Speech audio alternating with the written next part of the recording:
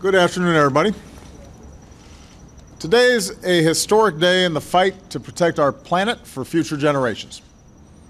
10 months ago in Paris, I said before the world that we needed a strong global agreement to reduce carbon pollution and to set the world on a low-carbon course.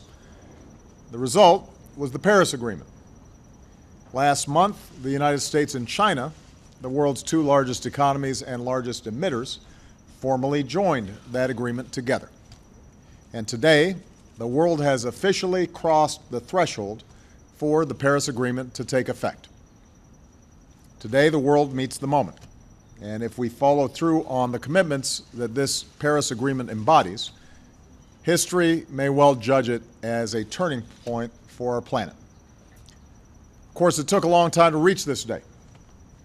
One of the reasons I ran for this office was to make America a leader in this mission. And over the past 8 years, we've done just that. In 2009, we salvaged a chaotic climate summit in Copenhagen, establishing the principle that all nations have a role to play in combating climate change. And at home, we led by example, with historic investments in growing industries like wind and solar that created a steady stream of new jobs. We set the first ever nationwide standards to limit the amount of carbon pollution that power plants can dump into the air our children breathe. From the cars and trucks we drive to the homes and businesses in which we live and work, we've changed fundamentally the way we consume energy. Now keep in mind, the skeptics said these actions would kill jobs. And instead we saw, even as we were bringing down these carbon levels, the longest streak of job creation in American history. We drove economic output to new highs, and we drove our carbon pollution to its lowest levels in 2 decades. We continued to lead by example with our historic joint announcement with China 2 years ago, where we put forward even more ambitious climate targets, and that achievement encouraged dozens of other countries to set more ambitious climate targets of their own. And that in turn paved the way for our success in Paris.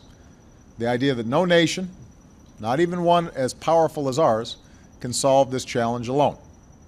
All of us have to solve it together. Now, the Paris Agreement alone will not solve the climate crisis.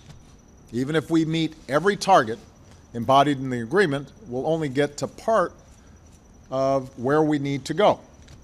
But make no mistake, this agreement will help delay or avoid some of the worst consequences of climate change. It will help other nations ratchet down their dangerous carbon emissions over time and set bolder targets as technology advances, all under a strong system of transparency that allows each nation to evaluate the progress of all other nations. And by sending a signal that this is going to be our future, a clean energy future, it opens up the floodgates for businesses and scientists and engineers to unleash high-tech, low-carbon investment and innovation at a scale that we've never seen before. So this gives us the best possible shot to save the one planet we've got. I know diplomacy can be easy and progress on the world stage can sometimes be slow. But together with steady, persistent effort, with strong, principled American leadership, with optimism and faith and hope, we're proving that it is possible. And I want to embarrass my senior advisor, Brian Deese, who's standing right over there, because he worked tirelessly to make this deal possible.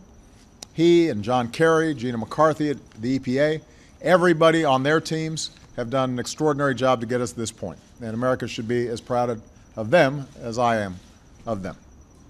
And I also want to thank the people of every nation that has moved quickly to bring the Paris Agreement into force. I encourage folks who have not yet submitted their documentation to enter into this agreement to do so as soon as possible.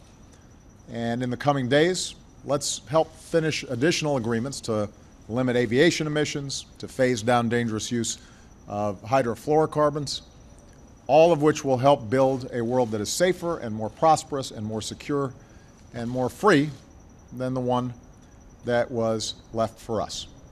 That's our most important mission, to make sure our kids and our grandkids have at least as beautiful a planet, and hopefully even more beautiful than the one that we had. And today, I'm a little more confident that we can get the job done. So thank you very much, everybody.